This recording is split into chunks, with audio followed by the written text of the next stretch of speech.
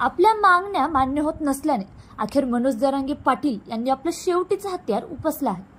लोकसभा निवडणुकीत मनोज जरांगे पाटील यांनी weight and वॉचची भूमिका घेतली। कोणत्याही राजकीय पक्षांना त्यांनी पाठिंबा दिला नाही। मात्र आता त्यांनी विधानसभा निवडणूक लढवण्याचा निर्णय घेतला आहे।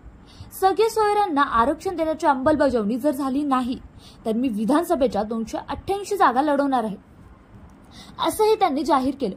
मनोज जरांगे यांच्या मोठ्या घोषणेमुळे मात्र राजकीय पक्षांना घाम फुटला आहे। छत्रपती संभाजीनगर येथे मीडियाशी संवाद साधताना जरांगे पाटील यांनी ही घोषणा केली। सगळ्या जातीच्या लोकांना एकत्र घेऊन मी निवडणूक लढवेन। मराठा समाज हा पूर्णपणे एकत्र येईल। मोदींना गोधड्या घेऊन महाराष्ट्रात यावं लागेल। 4-5 नेत्यांमुळे मोदींवर ही वेळ आली आहे, असंही त्यांनी सांगितलं। मनोज जरांगे पाटील यांनी यापूर्वी लोकसभा निवडणूक न लढवण्याची घोषणा केली होती।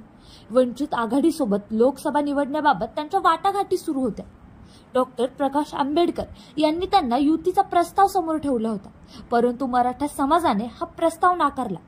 यामुळे मनोज जरांगे पाटील यांनी लोकसभा निवडणूक न लढवण्याचा निर्णय घेतला होता।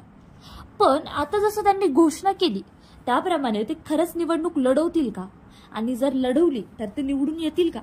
तुम्हाला काय वाटतं नक्कीच कमेंट करून कळवा। आणि अशाच अधिक माहितीसाठी लोकचर्चाला सबस्क्राइब करायचं मात्र विसरू नका।